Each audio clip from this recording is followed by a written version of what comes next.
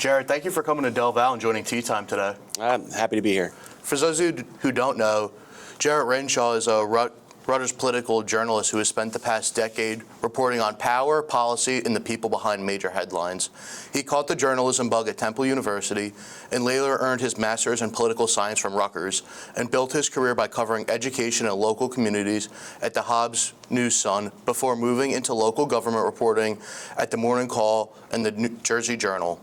He went on to report for the Star-Ledger, where he covered New Jersey state politics and the rise of Chris Christie. At Reuters, he spent 6 years on the White House beat, a role that has taken him from Washington to Brazil, Poland, and Saudi Arabia, covering national leadership, global diplomacy, and real-world consequences of political decisions. And there's probably never been a crazier time to cover the White House, huh? It's been like I would say it's almost like a fire drill every day. There's something going on. Any given day, any given weekend.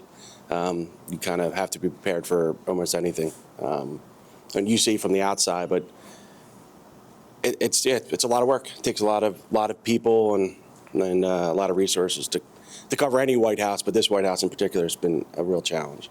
I can imagine. I mean, when you step onto a story like the Trump effect that has to do with investment claims, what's your first move? Like, what are you trying to verify first, and why? Well, that story kind of originated. If you'll see, Trump still does it. He talks about $17 trillion of investment in the U.S. And to kind of put it in comparison, like the U.S. GDP is like $23 trillion. So GDP is like the measure of the whole economy. So what Trump is suggesting is somehow he's replicating or doubling the U.S. economy in 8 months, which is like objectively false. So the premise of like, okay, where is he coming up with this number? And then you press the White House, like, can you show the receipts? And they point you to a website that has 20-some projects on it, 40 projects on it, all with specific price tags. So, the goal of that project is to kind of, try to vet to the best you can every project to find out whether Trump had anything to do with it. And instinctively, in 4 months, can a president, these projects that are $20 billion in investment, do you think executives of public companies are making rash decisions in 3 months, or more realistically, is this a 2-year window where they're making investment decisions? So, unsurprisingly, we found that most of the claims that the White House is pointing to as their receipts really existed well before Trump came into the White House. And part of that story too, you had you guys are doing public records requests. Part of that is coming up through state government and coming up through city. Like, I know economic development, state economic development agencies, and I know the kind of often they're involved in these things. They attract these big projects. So what I did is I filed records requests, and I actually worked with the comms team on these things. Hey, I'm filing this. I'm just looking for some verification that there was some communication that happened in a year before Trump came in office about this. Can you get me an email so I can at least say that this project pre-existed, was well in the pipeline? So, so that was a pretty routine, I guess you would say, kind of reporting assignment. But it's also good to kind of, to the best you can, kind of fact check the administration.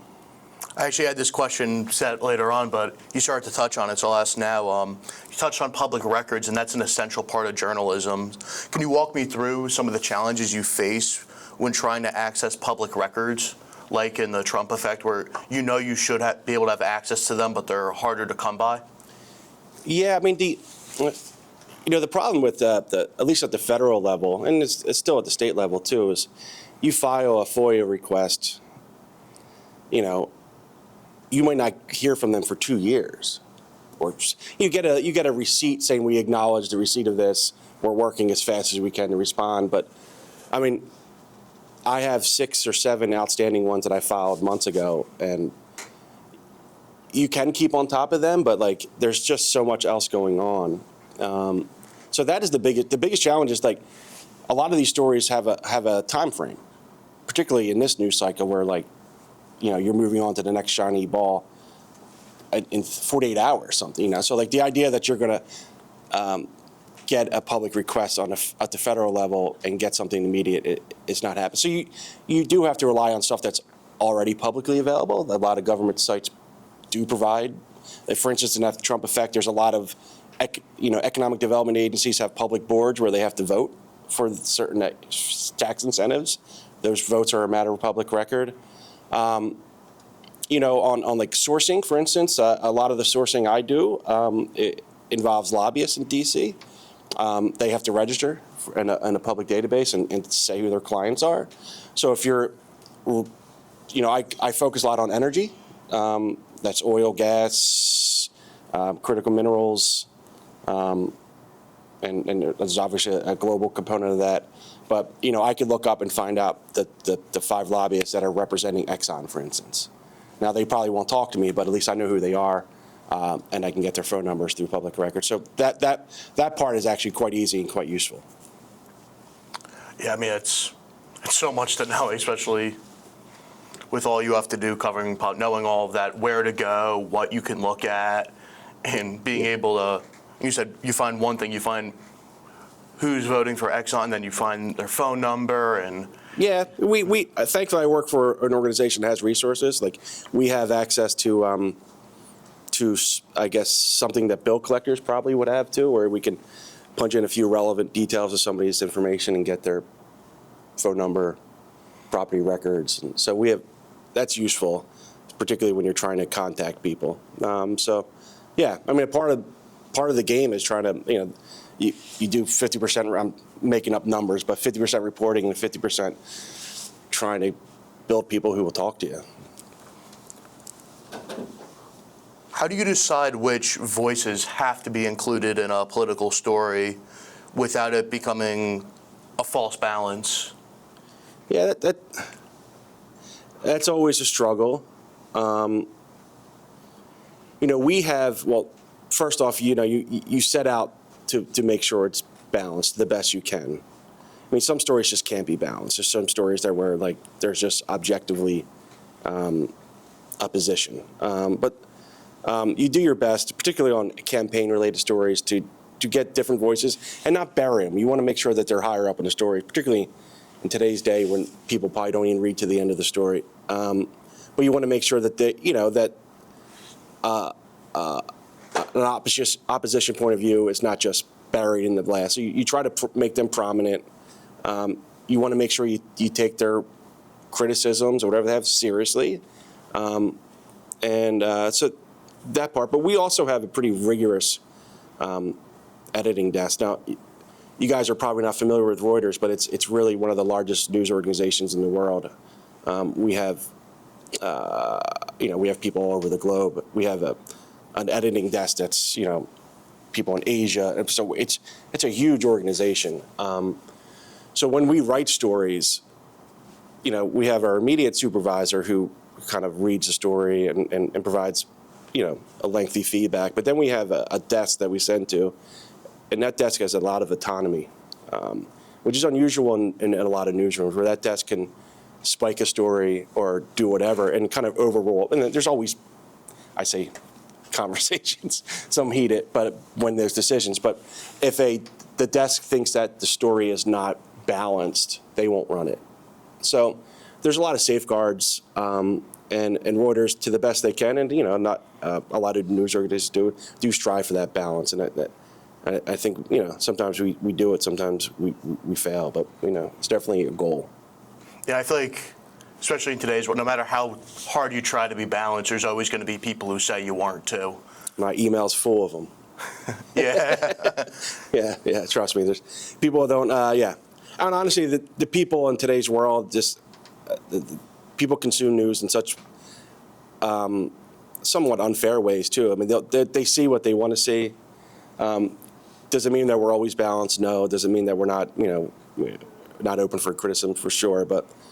I mean, there's just people that read a story and come to a conclusion that the story never even intended to. Yeah, I know exactly what you mean. Yeah. So when you're on the White House beat, what's the biggest misconception that people have about how you actually come by information from officials or to journalists, to the public? Yeah.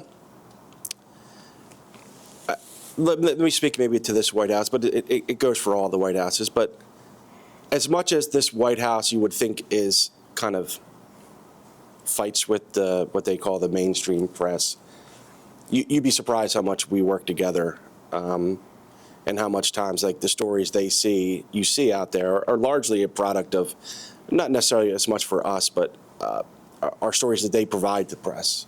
So there is a theater to the White House where they certainly, and we don't get along. There's times where we just strictly don't. But there is a lot of human interaction, and the White House sees value in getting certain things out, and sees the media as a perfect vehicle for that. So I do think there's a lot more when I say cooperation. I don't know what the best word for it is, but let's just say cooperation between the White House and the press on stories, and it's not always as combative as you would like to see. You would think you would see if you just read, or if you just watch videos, or even Trump himself. I mean, he name calls reporters who he talks to personally. So some of it's theater, and I think you gotta try to look past some of that theatrics and realize that most White Houses, including this White House, work pretty closely with the media to get their stories out. So yeah, especially too, like you said, what you see, like the clips that wind up becoming more popular from the White House, and like you said, you would assume that it's not a great relationship, but yeah, I mean Trump. I mean, people have. It's amazing. People have Trump's cell phone. I mean, a lot of reporters have Trump, and they call him or they probably text him. So he has he has villains. It's almost like a wrestling match. You go to his rallies, and it's just like it feels like a WWE wrestling match. Look at the press, point, and people turn around, give you the finger. I mean, it's very hostile. But the truth is, Trump loves the press, and Trump likes reporters. So there is a public persona that Trump has, but there's also a private persona that is much more cooperative and and much more friendly. It's a bad word, but it exists.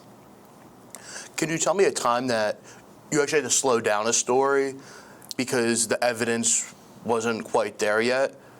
And has that discipline protected you from making mistakes before? Yeah, it's another question. I don't know if there's one time in particular. I'll just kind of reiterate. There's just so many safeguards built into our process at Reuters that from the beginning to the end, there's editor input. There's usually no surprises. So if we get to the point where I'm filing a story with my boss, we've kind of, particularly one that is sensitive, we have talked through almost every dilemma or problem, and so by the time I file, almost every time there's no surprises. So there's nothing, there's nothing where there was a dramatic turn where we really had to slow down. I mean, we do our best to solve problems. A lot of journalism is problem solving. You have a problem, you can't figure this out. You think this, you might have this, and how do I get it? I don't know. You need balance. So how do I get balance? And so, there's always on any major story, there's 5 fires to put out before you actually get to it, even before you get to writing the story. So a lot of stuff is settled through the process itself. And I feel like that strong process is so important, and not just in any journalism, but especially in politics, where it feels like in a lot of other parts of our life and culture, you have some people who are interested, some people who aren't. I feel like politics is one of the few things that everyone's always looking at. Sure. I realized, you mentioned in the biography when I covered Chris Christie, I always make this analogy. It's a sports analogy. Some of you people won't remember. There's a famous sports columnist by the name of, now I forget his name. He covered the Boston Celtics. And he went to the Basketball Hall of Fame, and he covered Larry Bird, But if he covered the Washington Wizards, nobody would know his name. So it helps when you cover somebody that is interesting that people want to read about. Chris Christie, at the time when I covered him, it helped my career. People cared about Chris Christie. He was interesting potential presidential figure. He made news every day, statewide. A lot of it would go national. So politics, everybody's interested. But if you're lucky as a journalist, sometimes you cover somebody that everybody wants, at least either they hate him or they like him. And Chris Christie was one of them. And clearly Trump is very polarizing. And like I said before, Reuters is a global, like it's a British company originally. But we have headquarters in New York and London and Toronto, actually. But Trump is making waves globally, obviously. So there's a real beehive effect. The White House news ripples across the globe almost, any given day. And foreign leaders have to react. So, like I said, it takes a lot of resources to cover this White House. And there's just almost an unlimited interest, not only in the U.S., but globally, about what he's saying, what he's doing. So, I'll transition this to our final question here today. How do you build trust with sources while at the same time holding them accountable? Yeah, I don't know. I play a different game. So, a lot of my sourcing, I'm odd. I live in Pennsylvania and I cover the White House. I go to D.C. a bunch. So my sourcing generally tends to be outside in as opposed to inside out. So I look for people that, information is a commodity, right? So people want information. I have access to information. Sometimes I try to target people that have information, but maybe half the story. So lobbyists are like an obvious group of people who they want to know what the White House is thinking. They talk to the White House. So I am always, on any given day, there's a flow of information between my sources about things that are happening, and we just share. So they'll maybe sometimes they'll think of me if they got a tip. I hear the White House is thinking about this. So I guess my point is that my sources, I'm not really challenging them in that particular one. Now, if there's a White House source where there would need to be challenged, that's different. But kind of my lane where I cover stuff, I focus a lot on corporate and just company stuff and just like markets and energy markets and things like that. So it's not as much as holding one individual person at the White House accountable who is a source at the moment. All very interesting, and like I said earlier, just so much going on at this time. I appreciate you taking your time to join us and let us inside your life a little bit. Great. Appreciate being here.